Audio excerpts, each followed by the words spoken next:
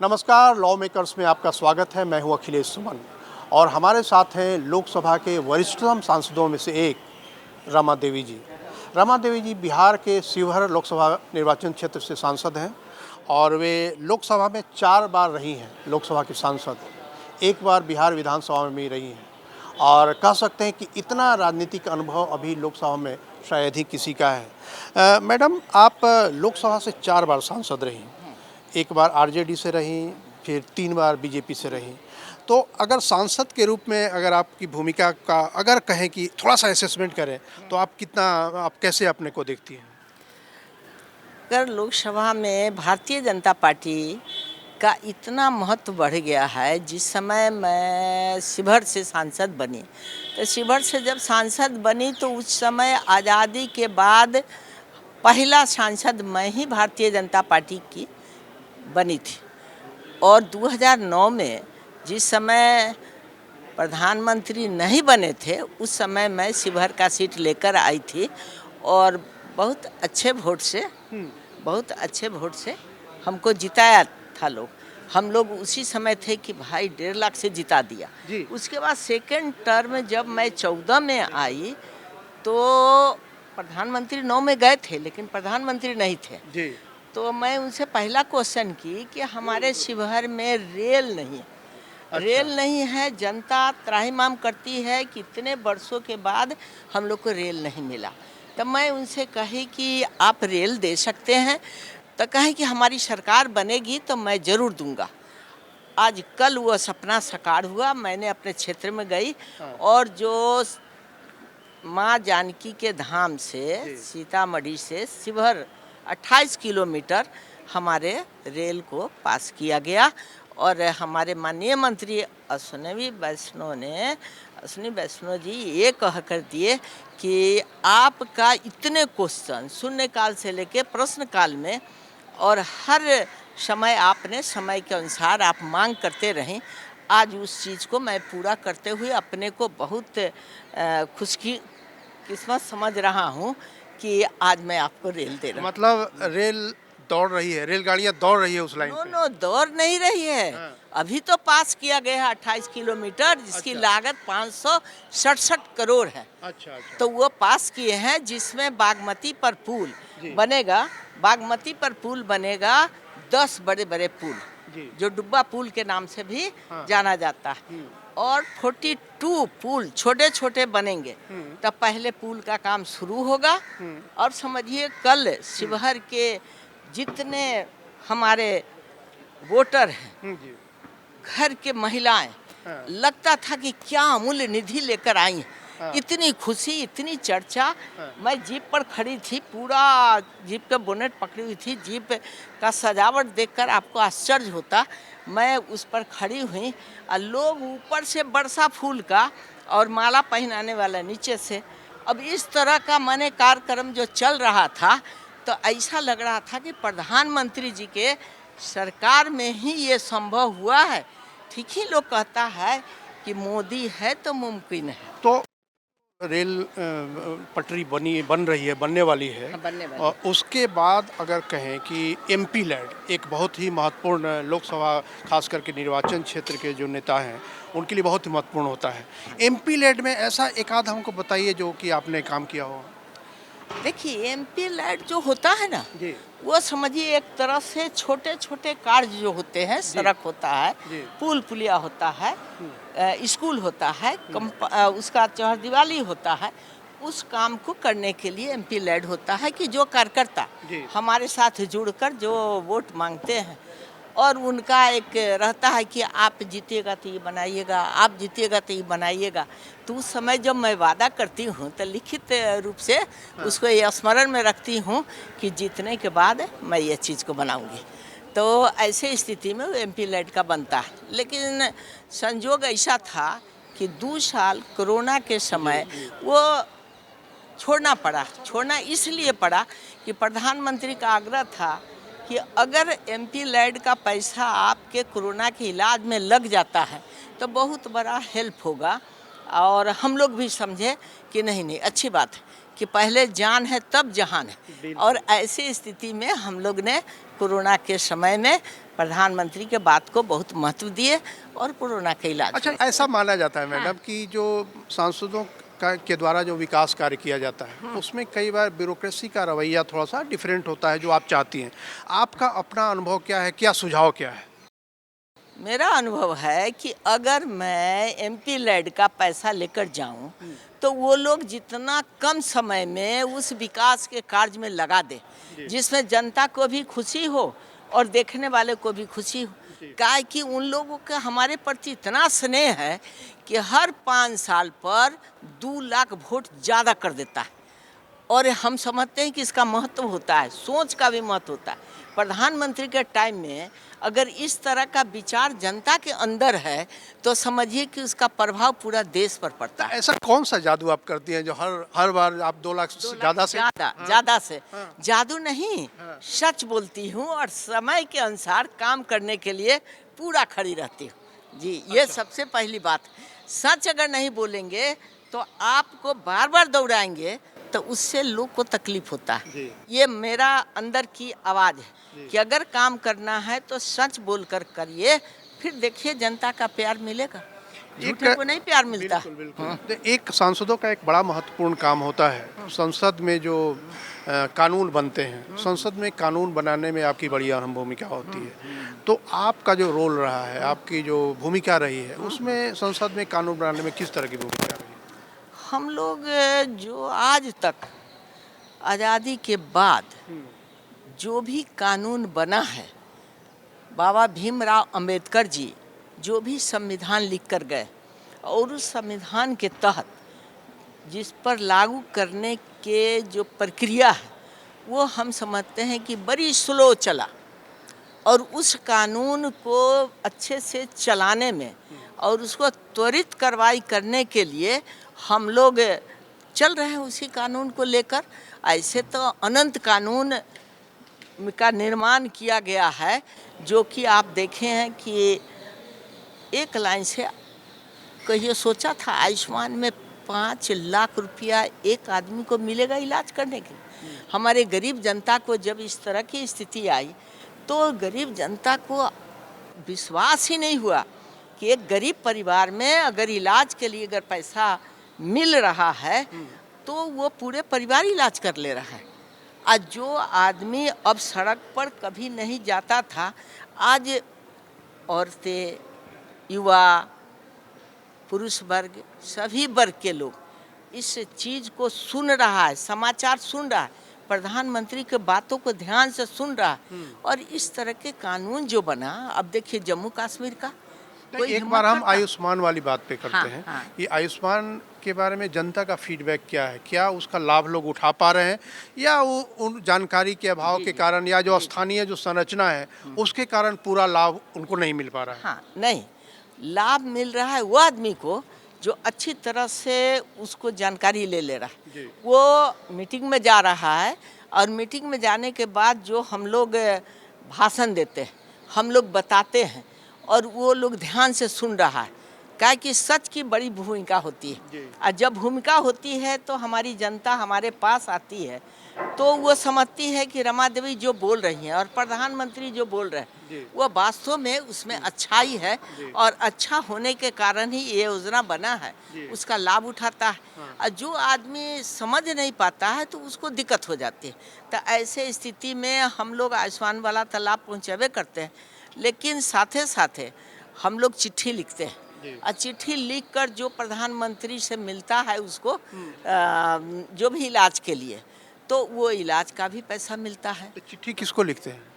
चिट्ठी हम लिखते हैं निदेशक को। अच्छा। वो चिट्ठी जाती है वहाँ पर जहाँ से लोग उस योजना का जो कैंसर हो गया, किडनी फेल हो गया, कुछ हो गया, तो वो जो एस्टीमेट बनता है उनका बिल, अगर मान लीजिए कि 5 लाख का इलाज आपको लिखा, लेकिन हाफ पैसा, आधा पैसा आपको सरकार के तरफ से मिलती थी। लेकिन आज के दिन में समझिए कि इतनी ज़्यादा बीमारियां हो गई, इतने गरीबों को इतना नुकसान हो रहा है, अब पता नहीं क्या किस तरह का जीवन यापन हो रहा है उन लोगों को कि बिहार में तो हम लोग महीना में 2-3 चिट्ठी लिखते थे, इधर तो उसकी संख्या बढ़ गई है।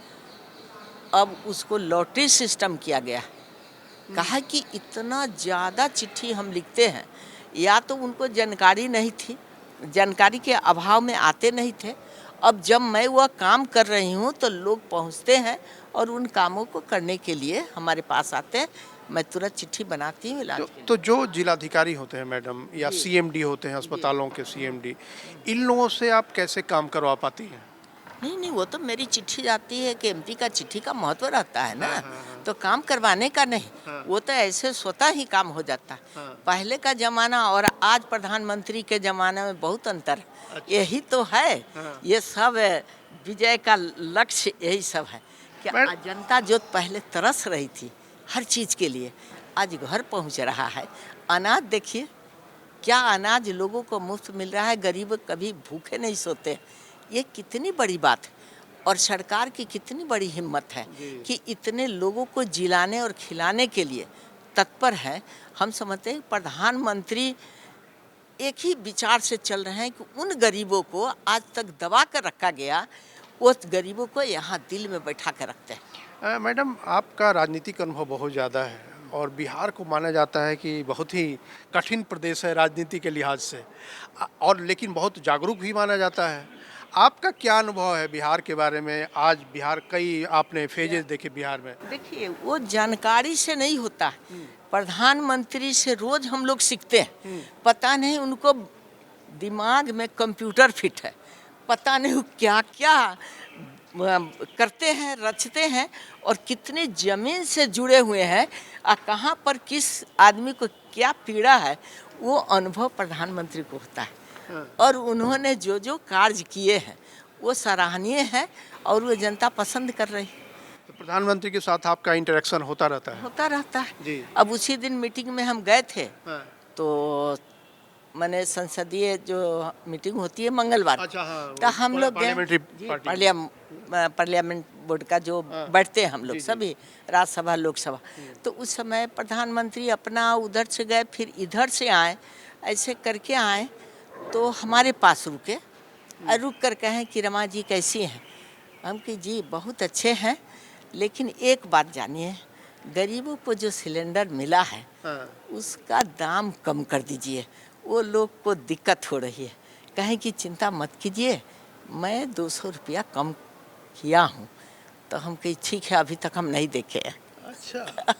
तो हमारे पास आए, वो जानते हैं कि रमा देवी जो है ना, गरीब के पास ज़्यादा उद्धार करना, काम करना पसंद करती हैं। इसलिए प्रधानमंत्री को भी मेरे प्रति बड़ी श्रद्धा है, और मैं भी उनके साथ श्रद्धा रखती तो हूँ। आपकी दो भूमिका होती है, मैं देखता हूँ लोकसभा में। एक तो आप सांसद के रूप में जो बोलना होता है बोलती हैं, सवाल करती हैं। प्रधानमंत्री से भी आपने सवाल कर दिया और सुझाव भी दे दिया कि 200 कम कर दीजिए, लेकिन कहे कि कम कर दिए। उन्होंने कहा कि 200 कम कम किए। कर दिए। हाँ। एक और भूमिका में हम लोग आपको देखते हैं, और वो है लोकसभा के पैनल ऑफ स्पीकर्स में आप बैठती हैं, पैनल ऑफ चेयर में। और जब आप बैठती हैं तो आपकी अपनी कला है हाउस को संभालने की। आपको मैंने एक बार जब सांसद की भूमिका है और एक बार जब चेयर में बैठती हैं, इन दो भूमिकाओं में आप अपने को कैसा फ़र्क महसूस करती है अपने अंदर? नहीं, हमको तो लगता है कि ये प्रधानमंत्री जो हमारे हैं, आज एक साधारण महिला को इतना बड़ा सम्मान देकर और इस कुर्सी पर बैठने का जो अधिकार दिए कि हम हाउस को चला सकते हैं, और ये मनोबल मेरी ताकत को बढ़ा दिए, इससे हमको लगता है कि अच्छे काम करने वाले को रिजल्ट अच्छा आता है। तो कैसे आप मैनेज करती हैं? कैसे? मैनेज क्या करना है, हम लोग क्या करते हैं कि जो प्रश्न आता है उसका जवाब, और जो बिल आता है उसको पास करने के लिए हाँ न का जो होता है सिस्टम से मैं उस काम को करती हूँ। और सारे चीज़ को बहुत दिन से आती हूँ, तो समझ में तो आता ही है ना कि ये ऐसे बिल पास होता है, ऐसे होता है। अब आज के दिन में विरोधी किस तरह का परेशानी दे रहा है, या आपको समझ में आ रहा है। तो ये हम तक टाइम के अनुसार हमारा हाउस चल रहा है। एक दिन भी नहीं हुआ कि हल्ला करेंगे तो हाउस बंद किया गया। हाउस चलाना हम लोग का फर्ज बना है, और उसका फायदा न उठाना उनका नियति है। तो क्या ये माना जाए कि विरोध पक्ष जो है आज की तारीख में और आप आज से मान लीजिए कि 15 साल पहले का विपक्ष, इसमें भी कोई फर्क आपने देखा है? अब फर्क यही देखे हैं कि ये लोग जैसे झूठ बोल बोल के काम चलाते थे, आज वो झूठ को सच में इनको बर्दाश्त नहीं हो रहा। दिक्कत इसी बात की है। अगर आप बैठिएगा, अपने सीट पर बैठिएगा, तब तो आपका क्वेश्चन हम सुनेंगे, आपका बहस हम कराएंगे। अगर आप बैठेंगे नहीं, आपको आग्रह किया जाता है कि प्लीज़ आप अपने जगह पर जाएं, आप अपने जगह पर बैठे, लेकिन अब बैठना ही मुमकिन नहीं है, तो हम लोग क्या बहस कराएंगे। तो कभी विपक्ष से बात करने का आपको मौका मिला हो कि क्या, कैसे वो सोचते हैं, कभी सुझाव अब देते हैं? देखिए, अब इस पर तो मैं कहूँगी कि जो लीडर जी। हमारे राहुल गांधी है, राहुल गांधी जी का जो भाषा, जो बॉडी लैंग्वेज, जो आंख मारना, जो प्रधानमंत्री को उठो उठो उठो, ये सारे चीज़ लगता है कि इनकी अयोग्यता सिद्ध करती है और ये लीडर लायक नहीं है। आज हम देखते हैं तो समझ में आता है कि भाई क्या हो गया। हम लोग मजबूत विपक्ष चाहते हैं। अब मजबूत विपक्ष रहता है तो जनता को उससे फ़ायदा मिलती है। तो आप जब बैठोगे और प्रश्न करोगे, अगर हम लोग जवाब नहीं देंगे तब ना, तो एक पर एक जवाब आपको संतुष्ट करने के लिए मिला और संतुष्ट होकर आप लोगों ने उस काम को समझ में नहीं आया कि आखिर प्रधानमंत्री एक ऐसे इंसान हैं जो कि प्रत्येक वर्ग के लिए सोच रहे हैं। जीएसटी क्या है, कैसे कैसे किया गया, 370 कैसे हुआ, 35 एक कैसे अनुसंधान अनुच्छेद में हुआ, ये सारे चीज़ को आप देखिएगा कि वहाँ पर लोग को कितनी बड़ी पीड़ा थी और उस पीड़ा को हल करने में इन लोगों ने उसके साथ कितनी बड़ी बड़ी कुर्बानियाँ ली। तो ऐसे स्थिति में जनता में ये मैसेज आती है और मैसेज जाती है तो ये नहीं समझ रहे हैं कि ऐसे मैसेज से हमारा भाव कम हो रहा है, मेरा अस्तित्व कमज़ोर हो रहा है, ये नहीं समझ रहे हैं। तो ये समझना होगा। आपकी सलाह क्या होगी सरकार को और विपक्ष को ताकि संसद चले? आपकी क्या सलाह होगी? हम लोग तो रोज़ सलाह दे रहे हैं। हम लोग कहते हैं कि विराजिए, आप अपने स्थान को ग्रहण करिए और आपकी एक एक बात मानेंगे, माने आपको समय भी मिलेगा पर्याप्त, आप तो बैठ तो जाइए। अब इनका निर्देश कौन नेता दे रहे हैं, इनको अभी तक समझ में नहीं आ रहा है कि वो नेता डुबा रहा है कि निर्देश देने वाला देश को डुबा रहा है कि इनके विचार को डुबा रहा है। लेकिन हम तो देखते हैं कि प्रधानमंत्री का जो हर टाइम जो जवाब दिए हैं, जवाब किए हैं, उससे तो बहुत बड़ी उपलब्धि देश के जनता को मिल रही है। अच्छा, एक सवाल थोड़ा सा आपके व्यक्तिगत जीवन पे, आप कैसे राजनीति में आप कैसे प्रवेश किए? आपने बीए किया इकोनॉमिक्स में, और उसके बाद फिर राजनीति में कैसे आपका आना हुआ? राजनीति में हमारे पति जी थे जी। और पति जी का कार्य जो है जी। वो बहुत ही जनप्रिय कार्य था। लोगों के बीच मिलना, लोगों का विचार सुनना, लोगों का काम करना उनका मुख्य था और मैं घर में बैठे बैठे सब सुनती समझती थी। हमारे बच्चे सभी हॉस्टल में चले गए, मैं अकेले न्यूज़ देखना, बैठना, घर की निगरानी करना। थोड़ा मन में हुआ कि मैं भी राजनीति करूंगी और सही राजनीति जो होता है ना, एक अच्छा परिणाम देता है और मन में ये भावना थी। और उस भावना के तहत हमने इनसे कहें कि आप जो राजनीति करते हैं, लोग तो आपको इतना माने शिकस्त करके काम करवा लेता है, तो काम वही करना चाहिए जो सही ढंग का काम हो, करना चाहिए।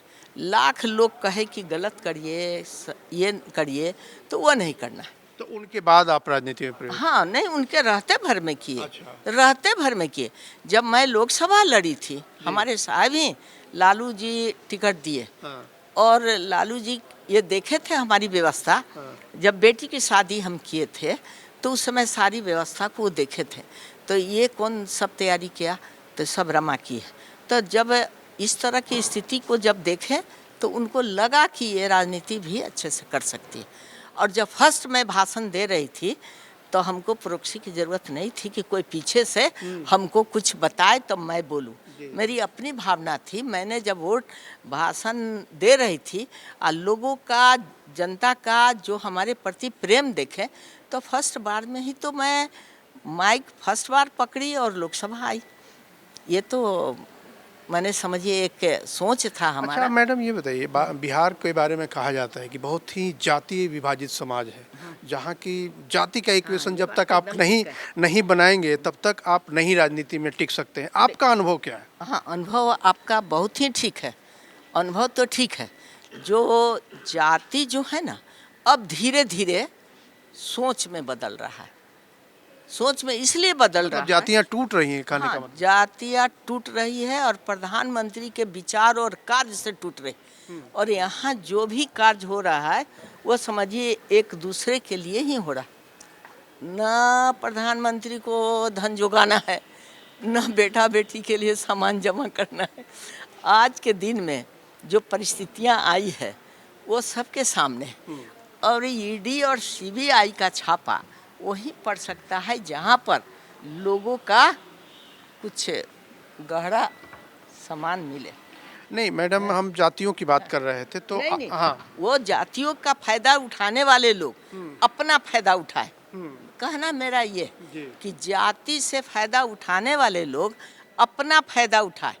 उन गरीबों का छत देना, उनको पानी देना, बिजली देना, उनके भोजन का क्या स्थिति है, बाढ़ और सुखाड़ का बिहार है, तो कैसे आज तक नेपाल से जोड़कर पुल का निर्माण नहीं हुआ, उनको बचाने का बात नहीं हुआ।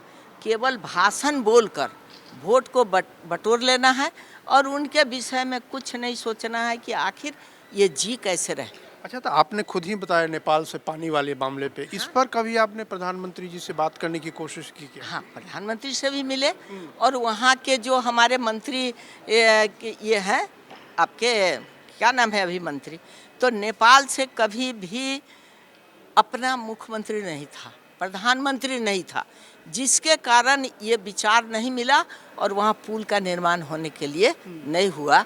जो मंत्री जी से हम जाकर समय लेकर मिले थे, गिरिराज जी भी साथे थे, तो उस समय कहा कि प्रधानमंत्री हम लोग के विचार में नहीं है, वो मिले हुए हैं अपना, जहाँ मिले हुए हैं आपको जानकारी होगा। तो इस बात का तो अच्छा सा ज्ञान है। मैं कोई भी विकास के काम के लिए मैं बैठे नहीं रही, हर स्टेज पर हर टाइम उनकी मांग को गहनता से देखी हूँ कि उसका जीवन शैली कितना तकलीफ में जाता है। जब बाढ़ के टाइम में जाती हूँ तो उन लोगों के लिए जो भी हमसे जुड़ पाता है, उन लोगों को खिलाने पिलाने रहने का व्यवस्था जो होती है, वो समझिए कि बहुत कम, उतना हो नहीं पाता है जितने दर्द में वो लोग रहते हैं। आखिरी 2-3 सवाल है मैडम। आप सोशल जस्टिस और एम्पावरमेंट के स्टैंडिंग कमेटी में हैं, उसकी चेयरपर्सन भी हैं। जी। आपको क्या लगता है कि जो पिछले कह सकते हैं कि 70-75 साल से देश में हो रहा है काम सोशल जस्टिस के लिए, अभी उसमें कुछ फ़र्क आया है या अभी उसमें और ज़्यादा करने की ज़रूरत है? जी जी, फर्क तो आया है। अब एक के बाद जनजाति के लिए 15,000 करोड़ मिला और वही फिर अधिकारी का जो भूमिका है कि हमारे अंदर जितना दर्द है उनके अंदर वो दर्द नहीं, तो उनके विषय में सर्वेक्षण करना और उनको समय पर वो चीज़ को पहुंचाना। आज ही उसके लिए मैं डिस्कशन करती रहती हूँ कि जो भी पदाधिकारी हमारे आते हैं साक्ष्य में, तो वो पदाधिकारियों को बताती रहती हूँ कि इतना पैसा आने पर आप 5,000 करोड़ भी अगर खर्च नहीं करेंगे तो फिर उसे क्या फायदा। तो आपके कहने का मतलब है कि राजनीतिक राजनेता या मंत्री, चाहे राज्य के हों या केंद्र के हों, वो लोग जिस तरीके से सोचते हैं, अधिकारी उस तरीके से कार्यान्वित नहीं करते। नहीं सोचते, उनको पीड़ा नहीं होती उन लोगों के लिए। एकदम माने जो सच बोलने की बात है ना, नहीं होती है। अगर होती तो स्टाइपन जो है उनको देना चाहिए समय से। अब लास्ट में मार्च में आप सबको दीजिएगा, क्या दीजिएगा वो तो ऊपर वाले जानेंगे भाई, हमको दिक्कत होती है उसमें। अब अल्पसंख्यक का है, आपके दिव्यांगजनों का है, जनजाति का है, जी। इन समुदायों को जो हम लोग देना चाहते हैं और जितने पैसे प्रधानमंत्री के टाइम में हम लोग को मिल रहा, उस पैसे का उपयोग तो पदाधिकारी के द्वारा होगा। मैं कहूँगी कि आप अगर जिस राज्य में भेजो, वहाँ जिस जिला में डीएम को भेजो और डीएम हमारे सांसद को चिट्ठी देकर अवगत कराए कि आपके यहाँ ये पैसा आया है, और अपना सांसद लग जाएगा उस कार्य के लिए, ठीक है ना। तो ये स्थिति ठीक करने के लिए क्या कोई एडमिनिस्ट्रेटिव रिफॉर्म की जरूरत है? बात तो बराबर होती है कि एडमिनिस्ट्रेटिव रिफॉर्म होना चाहिए, लेकिन इस एडमिनिस्ट्रेटिव रिफॉर्म के लिए क्या हमारा देश तैयार है कि नहीं? एकदम तैयार है। हाँ। हम लोग अंतिम क्षण तक लड़ने के लिए तैयार हूँ और उसको परिवर्तन लाने के लिए भी तैयार हूँ। बिगड़ा हुआ चीज को बनाने के लिए तो थोड़ा संघर्ष करना पड़ता है ना। तो आज हमारे सभी प्रधानमंत्री हो, गृह मंत्री हो या रेल मंत्री हो या नितिन गडकरी जी हो, सभी कोई अपने को झोंक दिया है कि परिवर्तन तो लाना ही है। अगर परिवर्तन नहीं लाते तो हम लोग इतने जम्मो जेठ आते कैसे? अब दो सवाल है आखिरी। पहला आखिरी सवाल ये है कि राजनीति लगातार महंगी होती चली जा रही है। ऐसे में जो देश के युवा हैं, युवतियां हैं जो राजनीति में आना चाह रही हैं, आप उनके लिए क्या कहेंगे? आए कि नहीं आए? नहीं नहीं, हाँ स्वागत है। अगर युवा युवतियाँ अगर सोच लेकर आ रहे हैं, अच्छे कार्य करने के लिए आ रहे हैं, तो समाज तो यही उपलब्धि खोज रही है बहुत पहले से। ये नहीं कि बाप बन गया, बेटा भी बन जाए, पोता भी बन जाए, नाती भी बन जाए, खानदान भर बन जाए, ये नहीं होना चाहिए। खानदानवाद नहीं होना चाहिए। मैं अभी राजनीति कर रही हूँ, 4 बार सांसद बनी हूँ, तो मेरा बेटा बेटी को कहीं भी घुसने नहीं दी हूँ और न चाहता भी है कि मम्मी जो कर रही हैं वो ठीक कर रही हैं और अच्छा कर रही हैं। तो घर से भी हमको ताकत मिलती है, तब तो मैं सफल हो रही हूँ लगातार। अच्छा मैडम, अब आखिरी सवाल कि अगले साल फिर चुनाव होना है, लोकसभा का चुनाव होना है, आप चुनाव लड़ेंगी या क्या मन बना रही हैं? नहीं, वो तो हमारे बैठे हुए जो हैं वो बताएंगे ना। मैं तो एक साधारण कार्यकर्ता हूँ और काम करने के लिए जो आदेश मिलेगा उसको मैं करने के लिए तैयार हूँ। महिला सशक्तिकरण जब करना है तो कुछ महिलाओं को इस तरह का त्याग करना होगा, तब जाकर ये नक्शा बदलेगा। और नहीं तो परिवारवाद, धनवाद, उस सब से गड़बड़ हो जाएगा। इसलिए तो प्रधानमंत्री आए हैं कि सबको सुधार कर देंगे, सब अच्छे से। महिलाओं को त्याग करना होगा, मतलब नहीं समझा मैं। महिला काम करने में त्याग करे, समय दे, अच्छा काम करे, विचार रखे, उन गरीबों को देखे कि हमको अभी तक इसको कहाँ पहुँचाना चाहिए था, कैसे रखना चाहिए था, उसका रोटी, छत, बिजली, पानी, गैस, ये सब कैसे मिलेगा। ये चीज़ को प्रधानमंत्री के माध्यम से जो मिल रहा है वो उससे संतुष्ट है लोग और खुशी है वो चीज़ को पाकर। हाँ, तो कहने का मतलब है कि चाहे वो महिला हो या पुरुष, राजनीति में वही आए जो एक विचारधारा रखते हो, एक विचार रखते हो, देश की सेवा और जनता की सेवा करने का मादा रखती हो, उसके लिए समय निकालती हो। तो बहुत बहुत धन्यवाद रमा देवी जी। चलिए, आपको भी बहुत बहुत धन्यवाद। तो आज के लॉ मेकर्स में बस इतना ही। नमस्कार।